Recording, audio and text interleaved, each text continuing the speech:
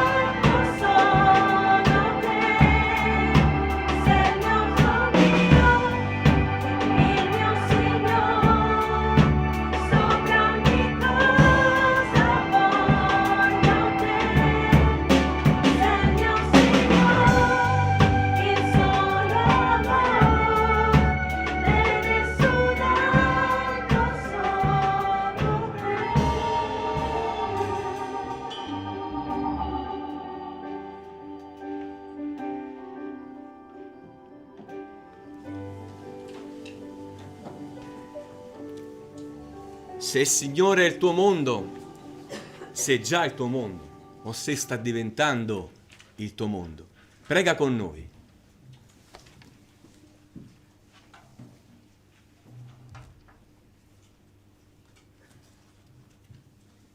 Caro Padre, caro Signore, che meraviglia sapere che i tuoi angeli ti adorano e noi in questo momento facciamo la stessa cosa perché tu un giorno hai deciso di salvarci. Caro Padre, ogni giorno tu scrivi un passo nuovo per la nostra vita. Padre, noi dobbiamo solo seguirlo perché solo tu sei l'unica vera via, Signore, in questo mondo, sei l'unica cosa da dover seguire perché tu ci hai promesso tante cose fantastiche che solo tu potrai mantenere. Sei l'unica vera speranza nei nostri cuori. Padre, continua a darci questo tuo calore, con questa tua mano potente sopra di noi, facci sentire invincibili contro chiunque. Sei tu l'unica vera spada che può strafiggere qualsiasi male, Padre. Grazie del tuo immenso amore, noi siamo qui a lodarti e a ringraziarti di tutto ciò. Nel nome di Gesù Santo, Amen. Amen.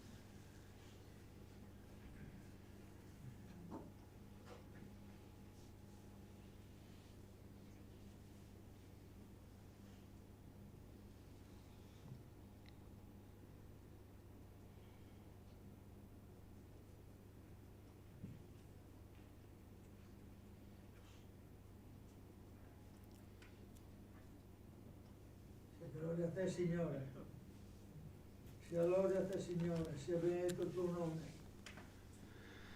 Sia benedetto il nome di tuo Figlio Gesù Cristo. Sì, Signore. Sia lode a te, Signore. Sia lode a Gesù Cristo che ci ha mandato il Consolatore. Lode a te.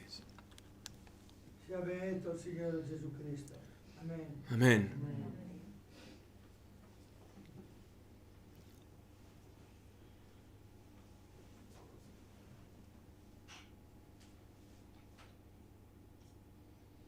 A te la gloria, a te l'onore, Signore, a te l'adorazione perché sei il creatore, sei il Signore, sei il nostro Dio, il solo, il vero Dio, il Dio vivente e vero, colui che ha pagato al nostro posto il nostro debito, Signore, ha inchiodato su quella croce i nostri peccati.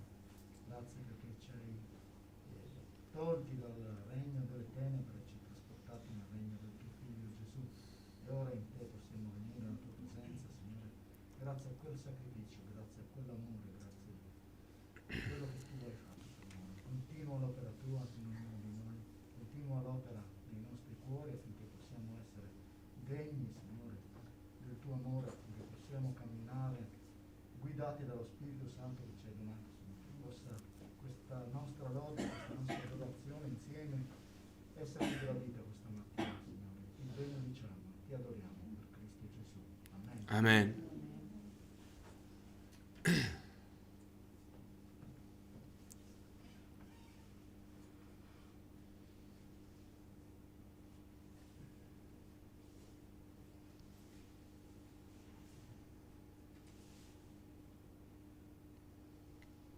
Signore, ti adoriamo questa mattina per la tua grandezza, la tua potenza, perché ci hai dato grazia di stare nel mondo tuo, Signore, quel mondo che hai creato e che hai restaurato, Signore, attraverso l'opera del Figlio Gesù.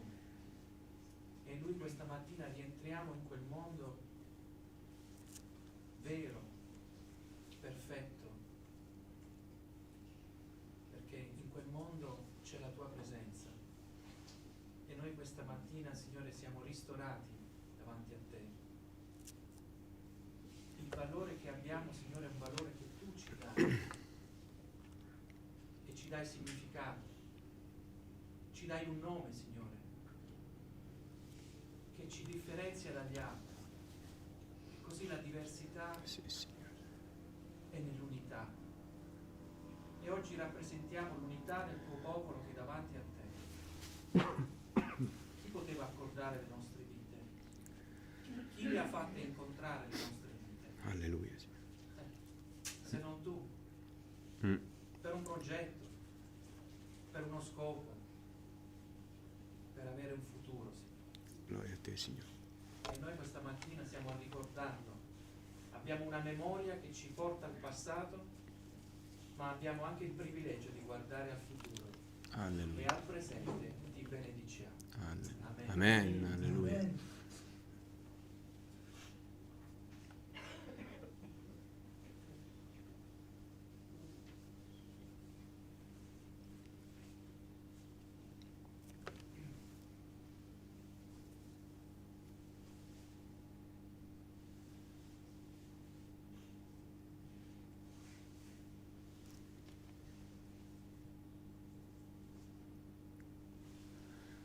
Alleluia, Signore. Alleluia. Nostro eterno Re, Signore. Alleluia. Gloria al tuo santo nome. Amen. Abacuc, uno dei profeti minori, al capitolo 2, al versetto 1, scrive questo, sempre sotto l'ispirazione di Dio. Scrive: io starò al mio posto di guardia e metterò sopra una torre e starò attento a quello che il Signore mi dirà e a quello che dovrò rispondere circa la rimostranza che ho fatta. Questa è un'altra cosa importante che bisogna fare: porre attenzione alla voce e alle parole del Signore, a quello che leggiamo, a quello che il Signore ci sta indicando in quel periodo storico della nostra vita. E solo così possiamo stare anche attenti a dare le risposte giuste. Il nostro Dio è un Dio preciso, è un Dio di ordine. A volte noi non lo siamo, a volte non poniamo attenzione alle sue parole, non siamo attenti e quindi diamo la risposta sbagliata. E poiché il nostro Dio è una torre ed è posto lì per proteggerci, noi vogliamo dirgli: Signore, meraviglioso sei in ogni sfumatura. La facciamo in piedi questo canto?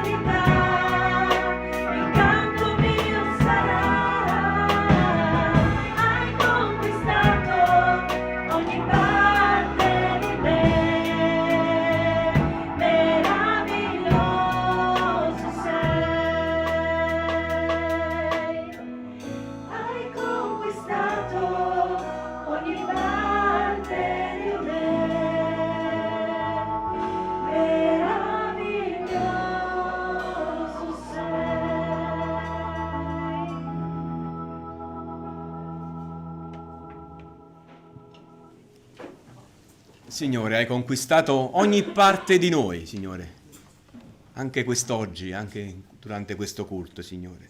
Continua, Signore, a conquistarci, come ha scritto il profeta Abacuc. Vogliamo porre attenzione alle tue parole e alle parole che ascolteremo dal fratello Riccardo, perché tu, Signore, hai messo nel cuore del fratello Riccardo quello che vuole dirci oggi. Alleluia.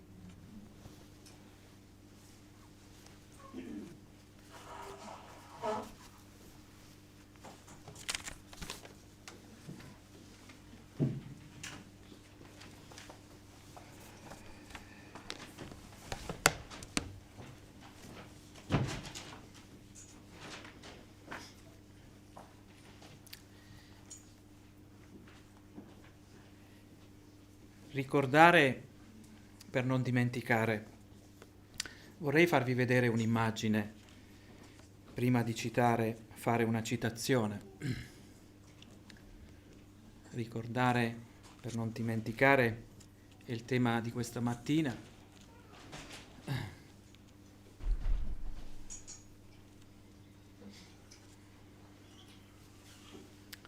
È qualcosa che è avvenuta questa settimana.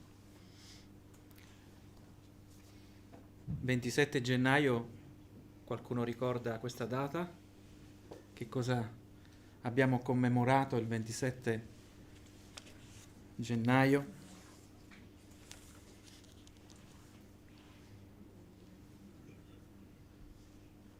Ecco, il 27 gennaio è la giornata della memoria. Mi piace questa scena perché una missionaria mi diceva: sai Riccardo,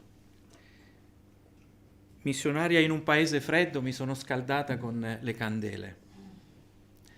E lei diceva che non c'era riscaldamento, così utilizzava le candele per scaldarsi.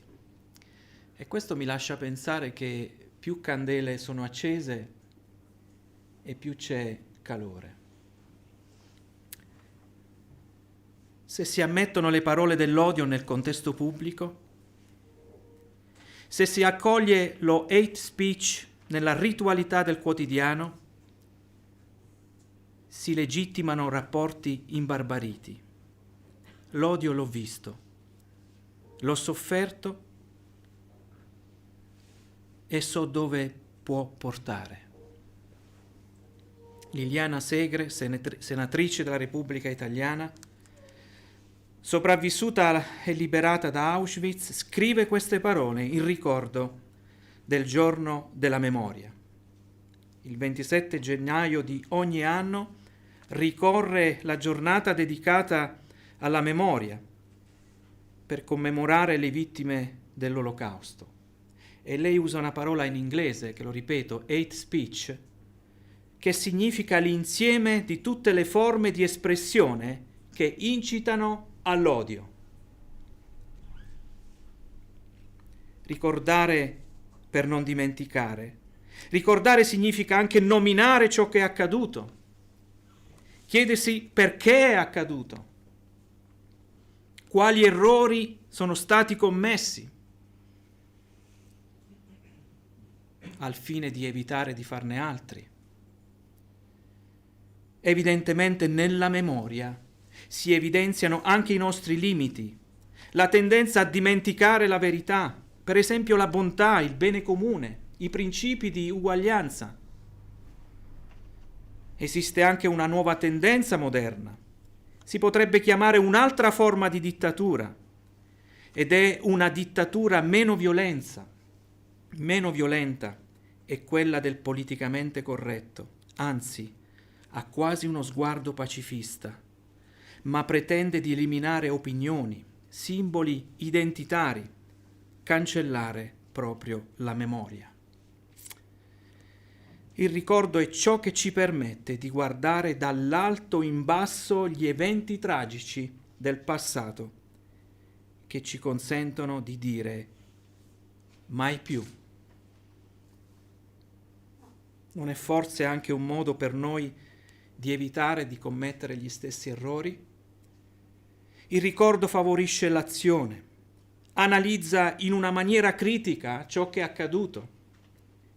Il ricordo combatte contro l'ignoranza, l'apatia, l'indifferenza, gli spiriti di complicità.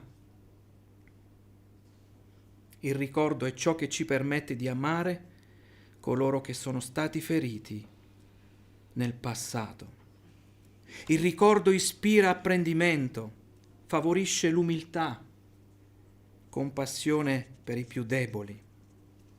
Il ricordo processa, analizza la sofferenza del passato e lo trasforma in una grande speranza per il domani. Il ricordo ripristina il significato del valore che abbiamo e da quali fonti ci ispiriamo per farlo crescere. Dove andare? Da chi andare per trovare queste coordinate? Quale contributo possiamo dare questa mattina alla memoria? Tutta la scrittura è portatrice di una memoria nel sapere anche come sia Dio interessato a rivelarsi all'umanità e con quali strumenti. Spesso nella religione l'accento è posto in una maniera inversa. L'uomo immagina la divinità in cui crede, la descrive e l'adora, evocandola, secondo le proprie coordinate.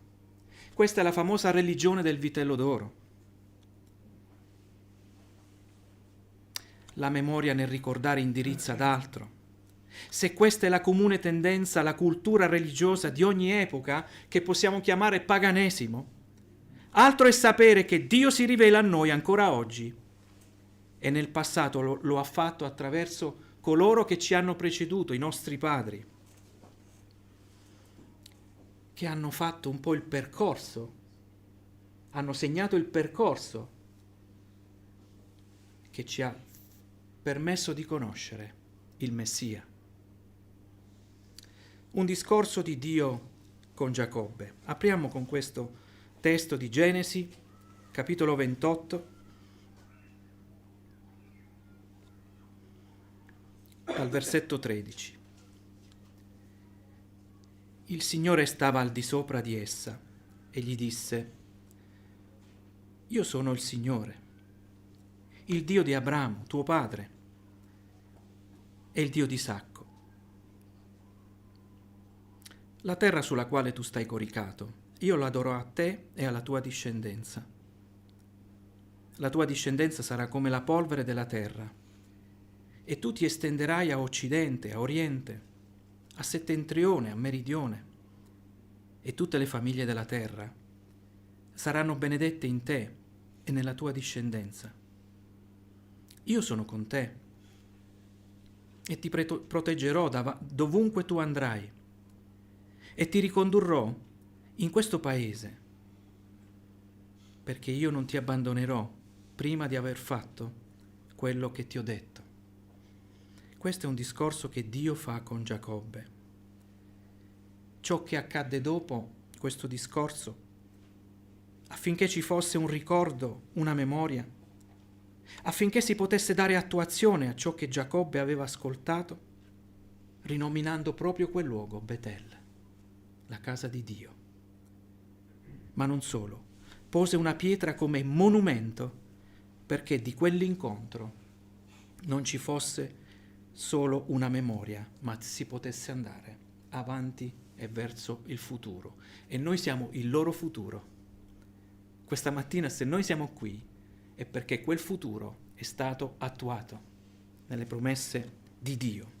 Pertanto la memoria ha questa forza di offrirci una opportunità nel fermarci, come una tappa della vita, poter guardare indietro, confrontare le proprie idee, le priorità, verificare se sono in linea con i principi del cammino, come lo erano quelle parole che Dio ha rivolte a Giacobbe, per poi procedere in avanti. Vorrei farvi vedere un'altra immagine.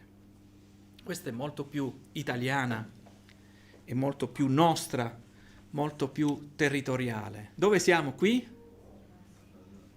All'altare della patria. Non so se avete mai visto o assistito ad una celebrazione per una ricorrenza di una festa nazionale, per esempio la festa della Repubblica. Cosa accade in quella giornata? Accade che tutte le autorità militari sono schierate davanti all'altare della patria e il Presidente della Repubblica, da poco rieletto, depone davanti all'altare del milite ignoto una corona d'alloro in una cornice del tricolore che in quel momento passa sopra le nostre teste o sopra le feste di coloro che sono inquadrati, che sono le frecce tricolori. E qui ci sentiamo anche un po' orgogliosi, vero? A proposito, dovremmo essere anche orgogliosi nella sua drammaticità dei fatti, perché la salma di quel soldato ignoto, sconosciuto e senza nome, fu scelta da una donna triestina, Maria Bergamas, di Gradisca di Sonzo, che era anche una mamma e non la mamma di quel soldato. Le 11 salme, le cui bare vennero schierate all'interno della Basilica di Aquileia nel 1921, lei ne scelse una tra quelle, solo perché ad un certo punto la sua mano, dopo averle passate in rassegna, lei non sapeva chi scegliere. Qualcuno gli ha detto: scegli, ma come si fa a scegliere? Chi scelgo? Non vedo nulla, è tutto chiuso. Questa mano si appoggiò, probabilmente per una debolezza, per un forte stato emotivo. Quella bara fu scelta per il milite ignoto. Un treno partì da Aquileia, passando per Udine, poi Treviso e infine verso Roma. Come non mai, la nazione si unì simbolicamente intorno a quella bara che avrebbe attraversato diverse regioni, unendo ogni ceto sociale. Le persone al passaggio del treno si schieravano sulla linea esterna delle rotaie per rendere omaggio a quel soldato dal nome ignoto e scelto per rappresentare non un generale o una prodezza di qualcuno, ma gli ultimi, i più semplici, i soldati, quelli sconosciuti.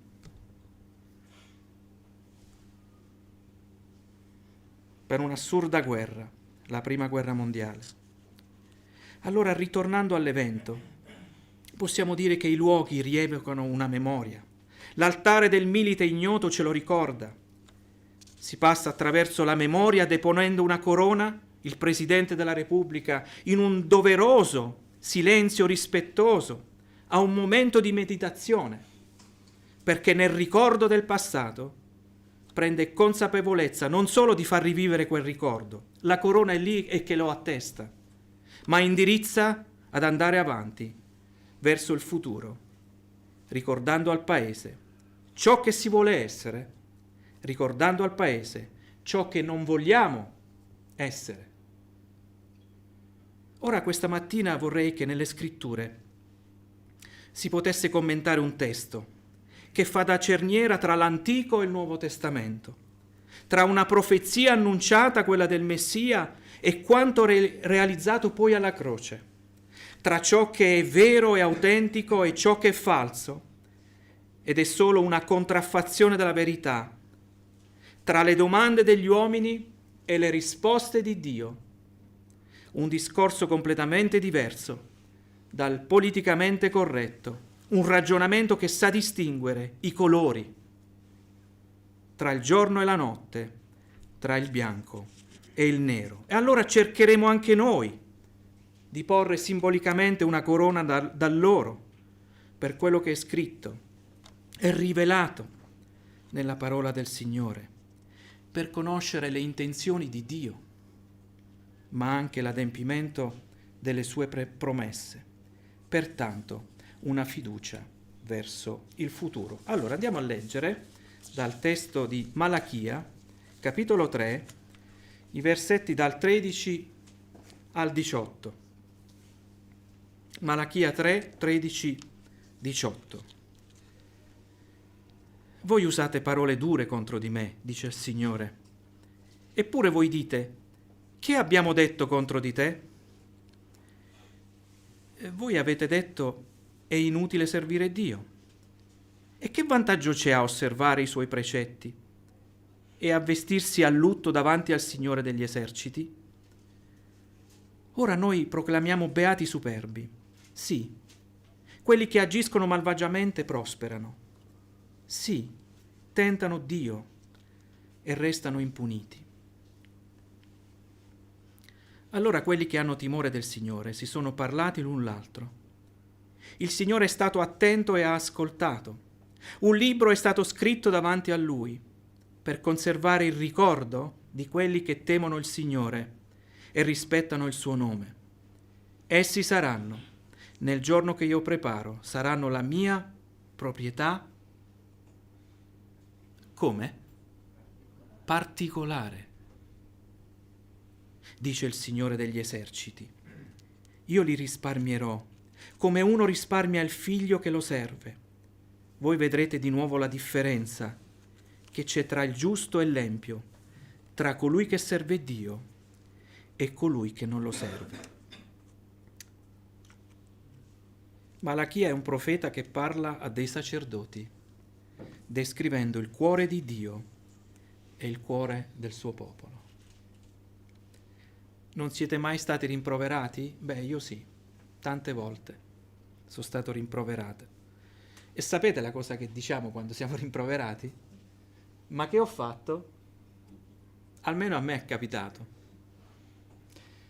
Malachia, infatti, se dovessimo fare una cornice, è il libro che risponde da parte di Dio alle domande degli uomini. Volete sapere le domande che gli uomini hanno fatto in questo libro, in questi 4 capitoli? Ve li cito. Poi si possono pure leggere quei capitoli in un secondo momento. Signore, in che modo ho disprezzato il tuo nome? Signore, in che modo ci siamo allontanati da te? Signore, in che modo ti abbiamo stancato?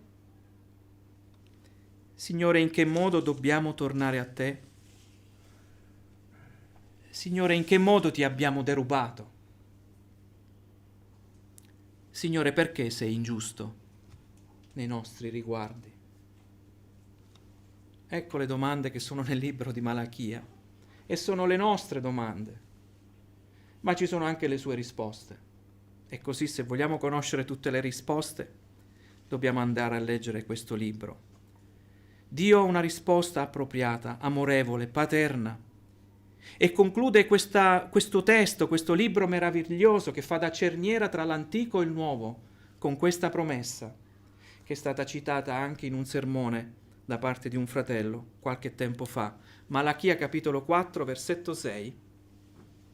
Egli, questa è la promessa, volgerà il cuore dei padri verso i figli e il cuore dei figli verso i padri, perché io non debba venire a colpire il paese di sterminio. Credi veramente a questa promessa? Credi che lui può indirizzare il suo sguardo come farebbe un padre amorevole quando si inchina davanti al figliuolo? Il figliuolo cerca lo sguardo del padre e il padre rassicura quello sguardo, chinandosi e girandosi. Allora questo messaggio, se credi a questa promessa, è un messaggio anche per te. Pertanto il primo tema, il primo elemento di questa lettura è questo, è il seguente: una memoria. Noi dobbiamo avere una memoria che sa distinguere. È un messaggio rivolto a 2 categorie di persone. Forse rappresentano l'umanità stessa. La prima categoria è quella di coloro che hanno parole molto dure verso Dio e che non trovano nessun vantaggio ad essergli fedeli. Ma cosa ci guadagna? Anzi, possono anche dire: beati i superbi e quelli che agiscono malvagiamente e restano impuniti. La seconda categoria è descritta come quelli che temono il Signore. Nel guardare il passato, gli errori del passato, nel tentativo di discriminare le razze, definendosi superiori agli altri, in fin dei conti l'unica distinzione che si possa fare nell'umanità non riguarda la razza, non riguardano le classi sociali, non riguarda il genere, ma chi ha il timore del Signore e chi ritiene che Dio sia anche colpevole di ciò che accade. Questa è l'unica differenza. Nella memoria, nel ricordo di ciò che è accaduto, si scorge una nota più drammatica, che è la seguente: non tutti gli uomini hanno la stessa relazione con Dio. La distinzione tra chi ama o chi lo ama e chi lo odia. E quest'ultimi sono in collera e manifestano una dura ribellione contro di lui e di conseguenza anche verso il prossimo.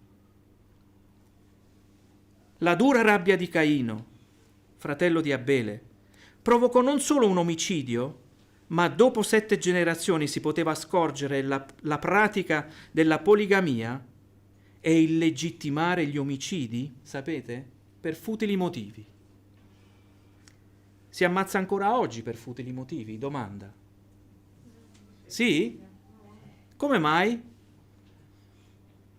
Perché nulla è cambiato per certe persone. Nella generazione del fratello di nome Abele, nonostante fosse stato ucciso, si trovò anche alla 7ª generazione chi invocava il nome del Signore. Anzi, il testo ci dice che si invocava il nome del Signore. Vuol dire che erano insieme. Il primo culto, la prima riunione di chiesa è stata fatta nella generazione di Abele. E si camminava con Dio. Non è la stessa cosa tra chi ama Dio e chi ne vuole fare a meno. C'è differenza. Una memoria nel distinguere.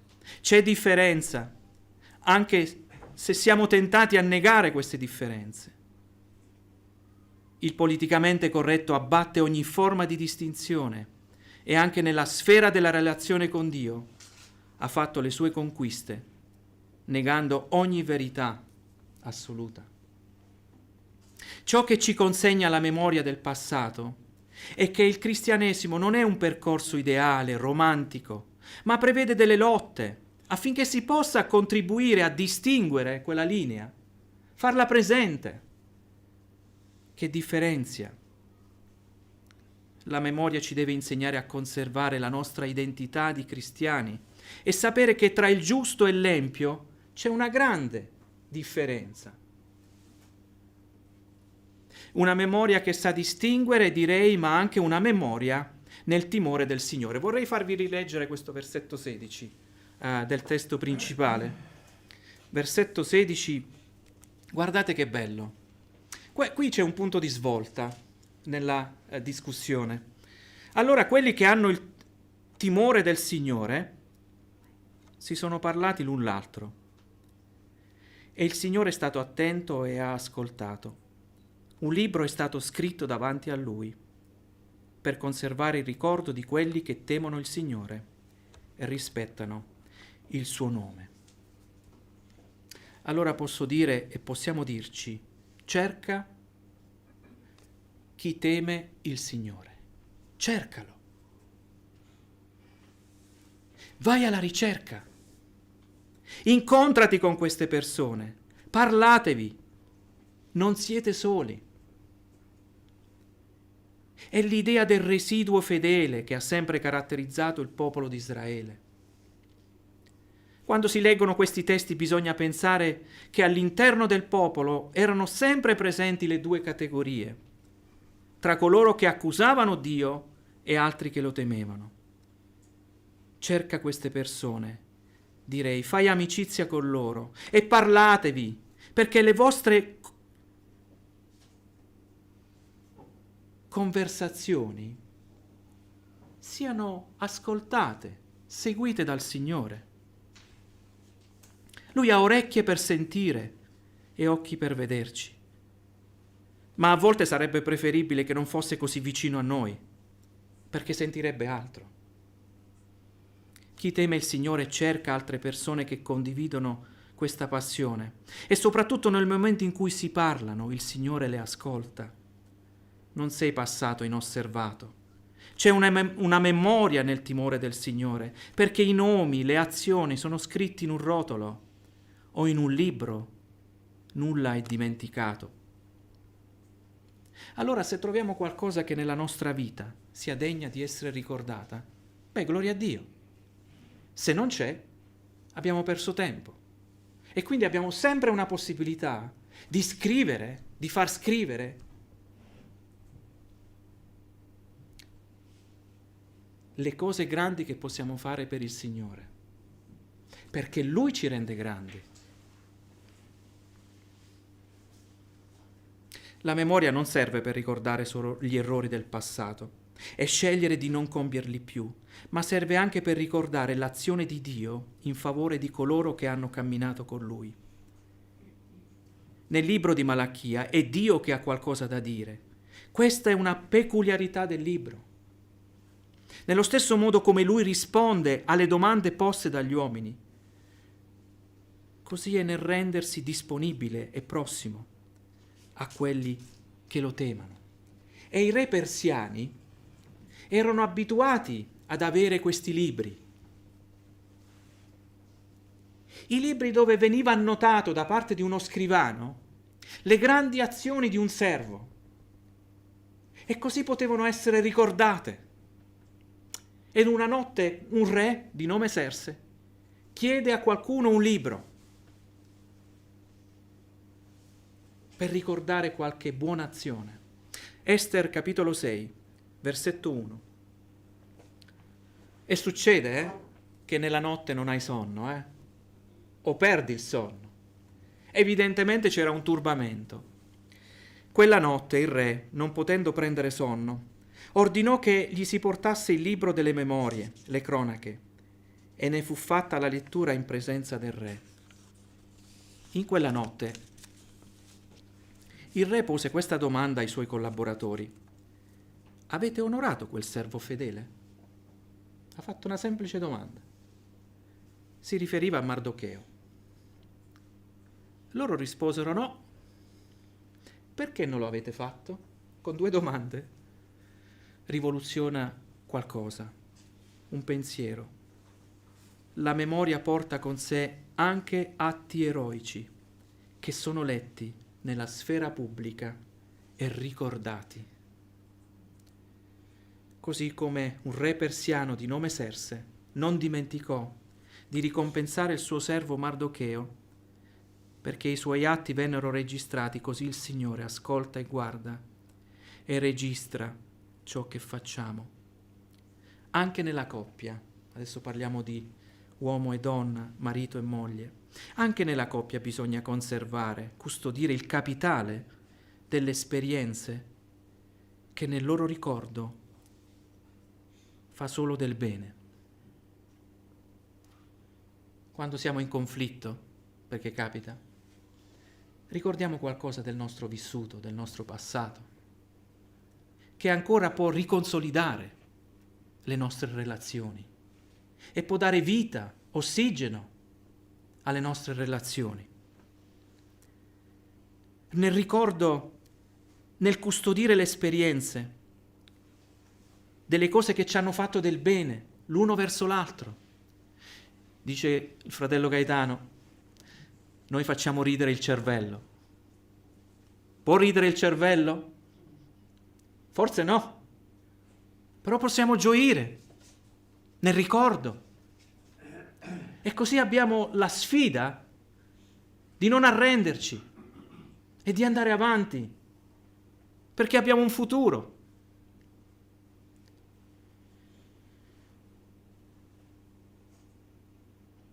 Efesini capitolo 2 versetto 13. Ma ora, i punti di svolta di Dio.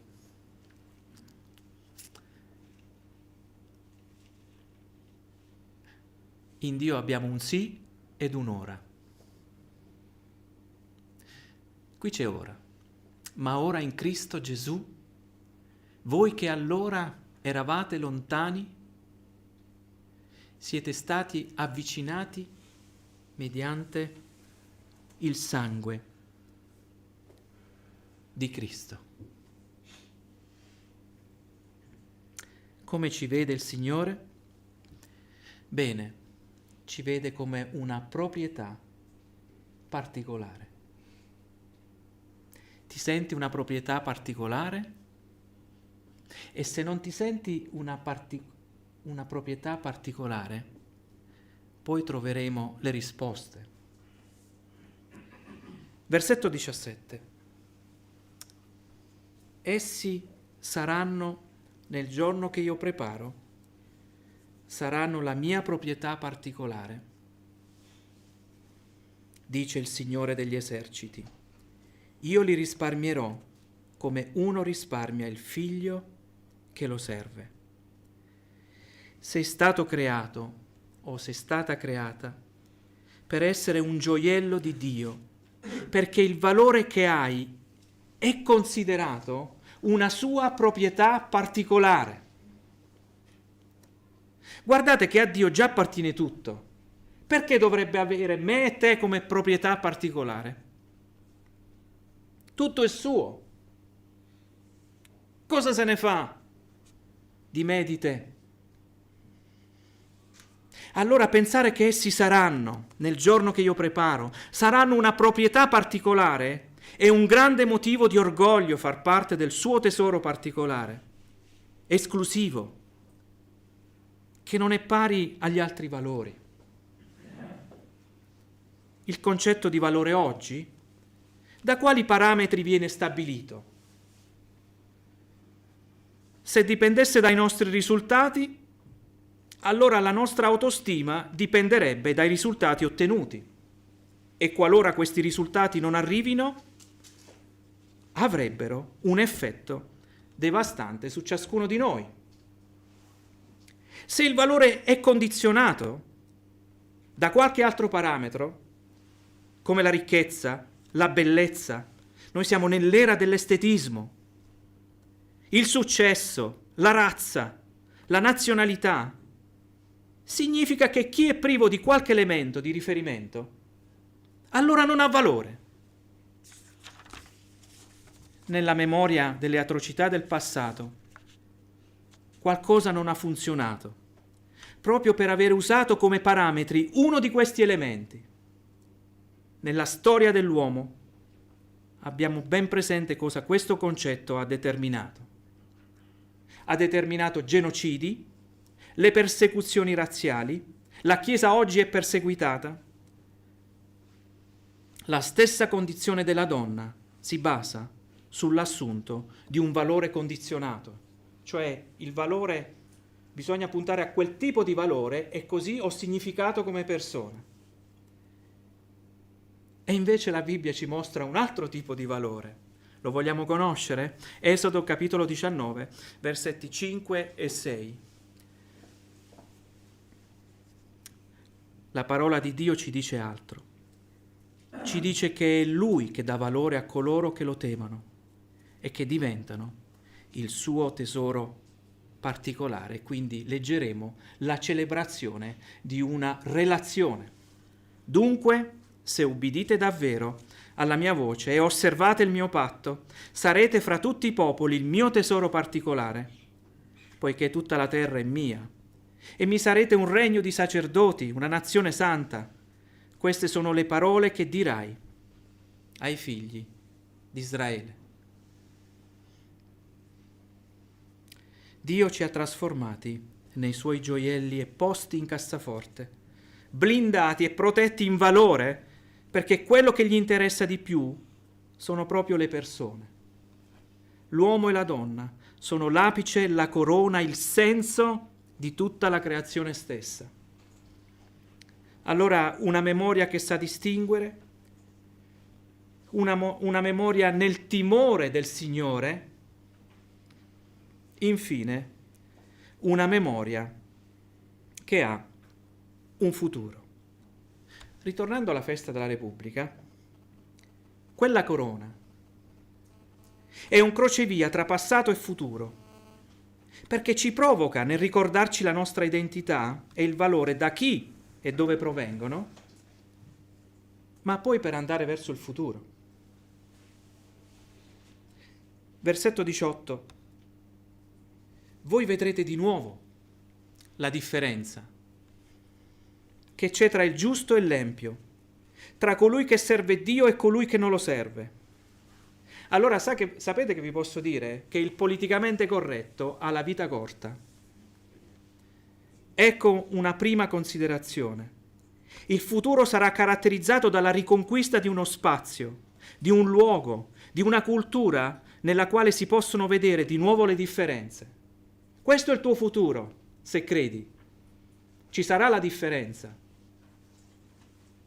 Alla croce e nella realizzazione del piano di Dio per mezzo del Figlio Gesù si è inaugurata questa nuova era, che attende la sua completa realizzazione nel ritorno del Signore Gesù, nei tempi e nei modi che Dio stesso e solo Lui sa.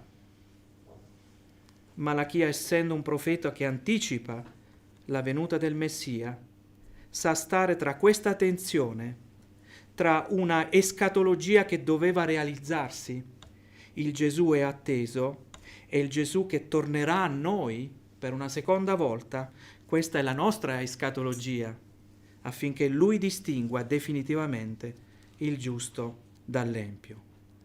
Voi vedrete di nuovo la differenza. Che bella promessa, che si vedrà la differenza. Significa che queste differenze erano ben visibili in un certo periodo, probabilmente all'interno di un giardino. Poi, facendo un altro esempio, ai tempi di giudici, cosa succedeva? Che ognuno faceva quello che gli pareva bene o che gli pareva giusto. Beh, mi sono chiesto, ma non è forse un pensiero molto contemporaneo, presente ancora oggi, che ognuno fa quello che gli pare? Questa è la cultura del quello che gli pare. Si crede a tutto e a niente. Allora riappropriarci dei fondamenti della fede, del Dio dell'alleanza, che sa distinguere, in fin dei conti ci fa del bene anche a noi. Dio distingue, definisce e soprattutto valorizza coloro che camminano con Lui. C'è differenza. Dio fa la differenza, vede la differenza, ascolta la differenza. La differenza si vede nel presente anche quando noi non la vediamo, e soprattutto ci libera dalle angosce, perché possiamo vedere ciò che è davanti a noi. Dio distingue i gruppi, i due gruppi. Egli tiene traccia dei due gruppi, registra e chiede che gli atti eroici di fede, di generosità, di una umanità che risponde al modello creazionale siano scritti nel libro. Il Re Serse chiese che venissero letti gli atti di Mardocheo. Così farà il Signore per coloro che lo temono. Quante volte nell'esercizio della nostra genitorialità abbiamo fatto la stessa cosa, calmando le angosce dei nostri figli, esercitando una compassione nei loro momenti anche di conflitto, perché dobbiamo ricordarlo, nello sviluppo e nella crescita, anche loro sono alla ricerca di identità. Così la Chiesa oggi è il luogo dove loro possono consolidare la loro identità, magari suonando uno strumento, piuttosto occuparsi del servizio di regia, ai ragazzi che ci accolgono la domenica mattina con il disinfettante. Chi avrebbe mai pensato qualcosa del genere? 2 anni fa, 3 anni fa. Imparare a vivere in un mondo che stanno conoscendo insieme a noi. Voi vedrete di nuovo la differenza. Gesù è entrato nella storia con questo obiettivo. Lascia vedere la differenza.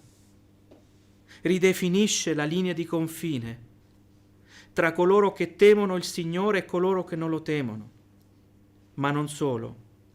Lascia una speranza a chi crede, anche nel consentire di attraversare quella linea, perché venite a me e io vi darò riposo.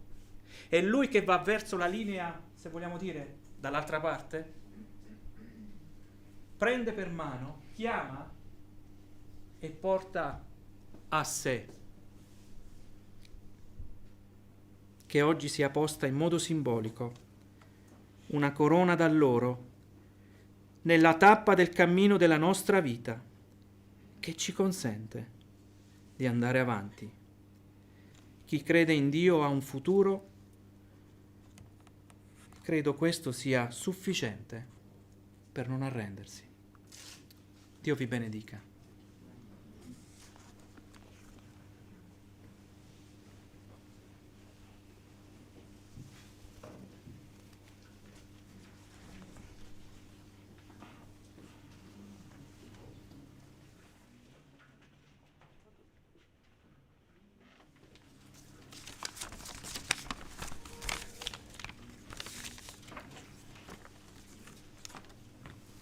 Ringraziamo il Signore per la parola che abbiamo ascoltato. Tu ti senti proprietà, quindi, del Dio che adoriamo. Perché dice questo canto che canteremo a breve, dice, ha fatto i cieli e la terra. E non è poco, Non è che ha creato un'automobile o ha inventato un qualcosa che è presente su questa terra, ma ha fatto proprio i cieli e la terra. Ecco, noi vogliamo salutarvi a voi da casa e vogliamo invitarvi però a riconoscere che il nostro Dio è il nostro Creatore, è il nostro Redentore. E se non l'hai ancora fatto, oggi forse è la tua giornata. È una giornata particolare, puoi fare questa scelta.